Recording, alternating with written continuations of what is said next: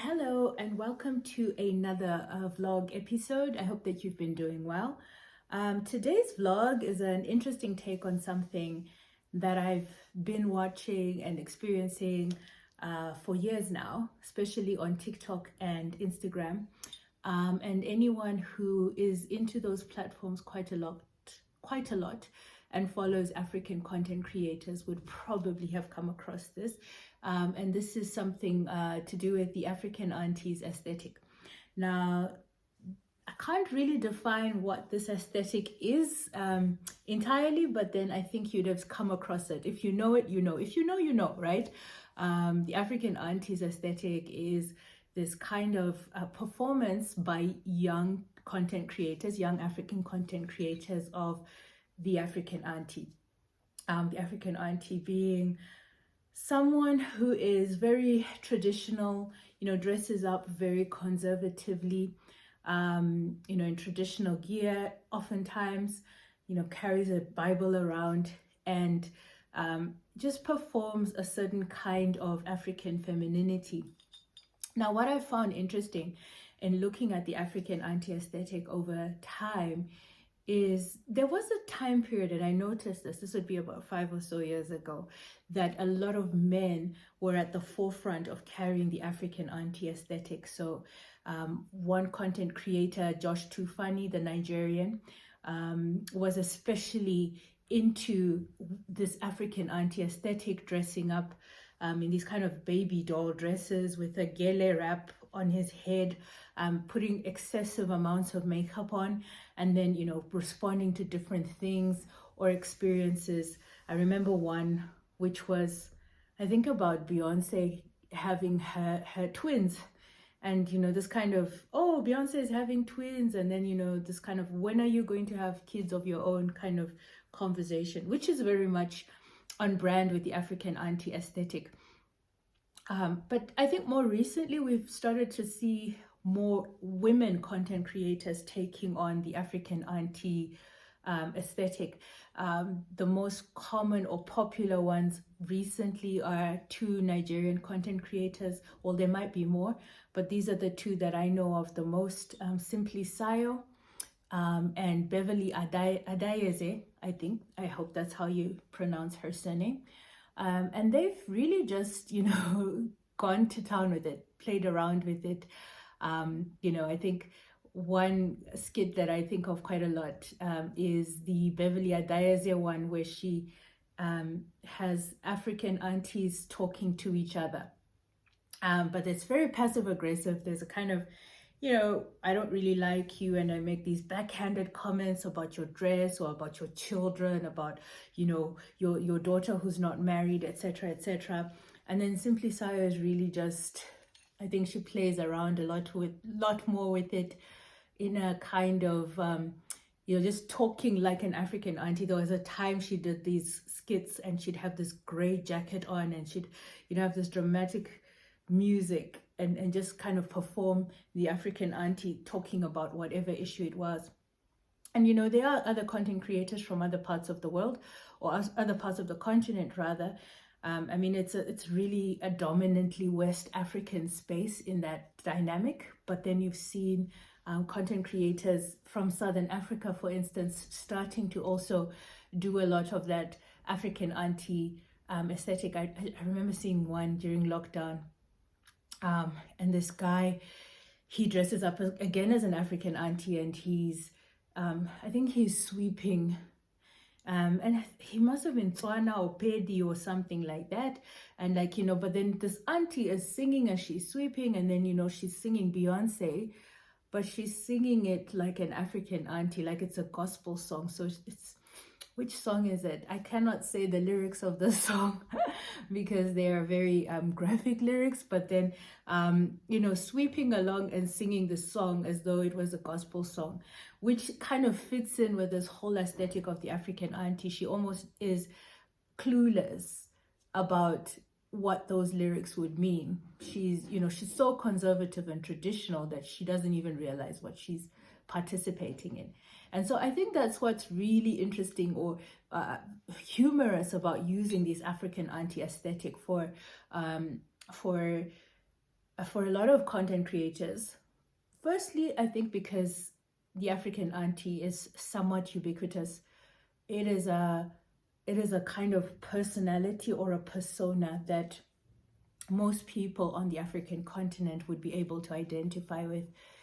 If not an actual auntie in your lineage, you have experienced this woman who is very conservative, traditional, and sometimes snarky and passive aggressive, but also very maternal and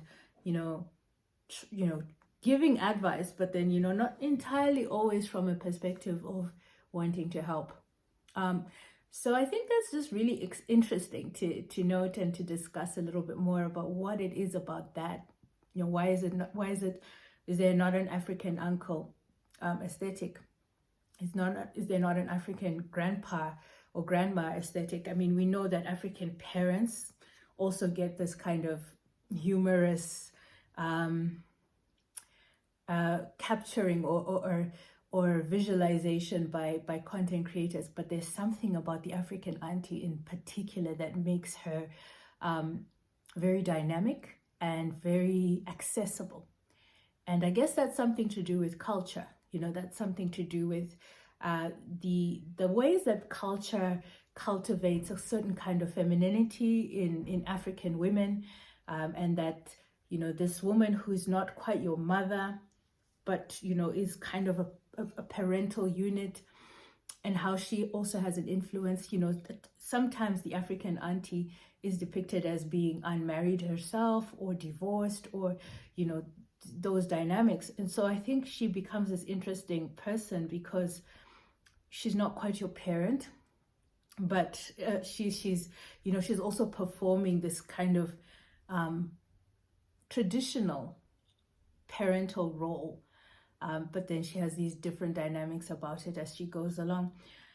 I don't have any answers. I just thought to come and discuss that a little bit in more detail, to get a sense from you as well. What do you think the African auntie brings, and why she's so popular? Why is she so relatable across cultures, from West Africa to Southern Africa, and I assume as well into East Africa? I'm not so sure about North Africa, but then I would assume so as well. What is it about this African auntie that makes her so distinctive and so hilarious to mimic and caricature, and identifiable?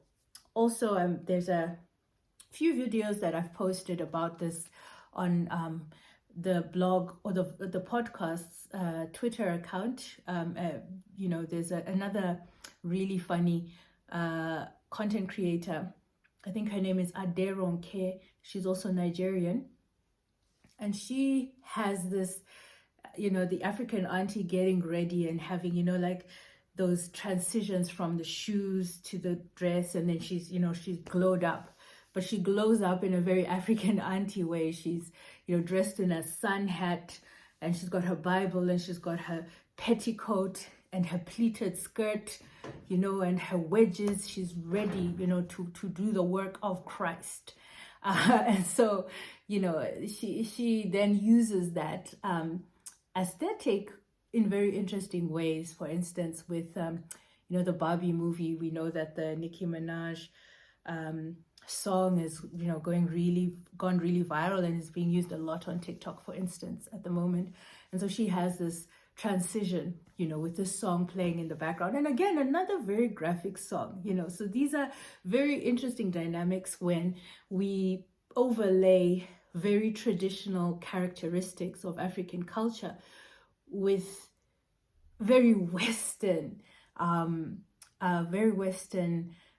guess, music and culture, and so what brings those two, what makes it work so well, what makes the two things come together in such a useful way for people to make humor out of? I don't know, I've just been noticing it.